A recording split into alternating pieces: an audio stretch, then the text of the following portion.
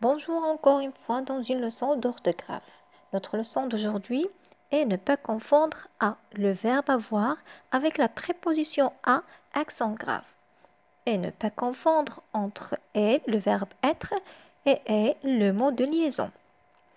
Lisons les phrases suivantes. Le mercredi, à la piscine, je suis avec mon frère, dit Lila. Aziz a 5 ans. Ensuite, on mange une glace à la fraise. Moi, je joue à la balle avec mon chien, dit Salma.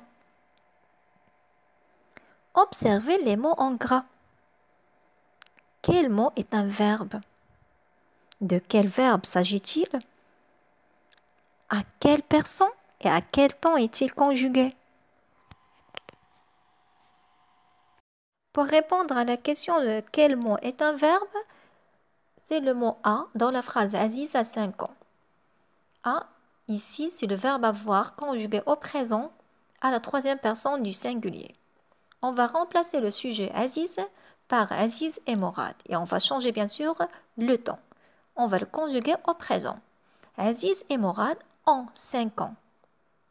On va le conjuguer maintenant à l'imparfait. Aziz et Morad avaient 5 ans.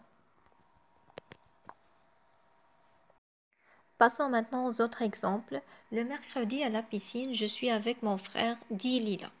Ensuite, on mange une glace à la fraise. Moi, je joue à la balle avec mon chien, dit Salma. À la piscine. À la piscine ici, c'est un complément circonstanciel. La fraise, c'est un complément d'objet indirect. La balle, c'est un complément d'objet indirect.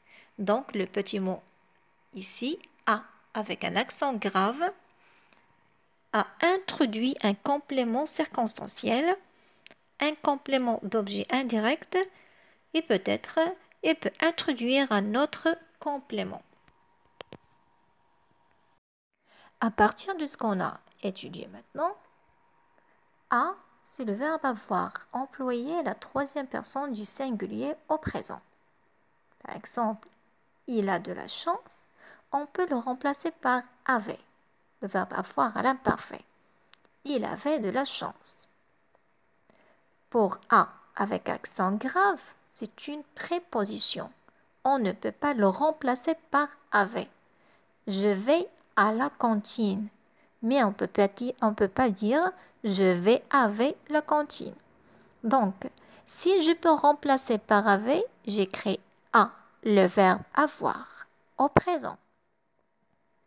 Si je ne peux pas remplacer par avait, j'écris a avec accent grave. Passons maintenant pour la leçon ne pas confondre et est. Commençons d'abord par les phrases. Madame Nassima sort la tarte du four. Elle est cuite. La pâte est bien dorée et appétissante. Mariam et Yusra jouent sur leur lit. Observe les mots en gras. Lesquels sont des verbes? De quel verbe s'agit-il? À quelle personne et à quel temps est-il conjugué? Dans cette phrase, on trouve le verbe être conjugué au présent à la troisième personne du singulier.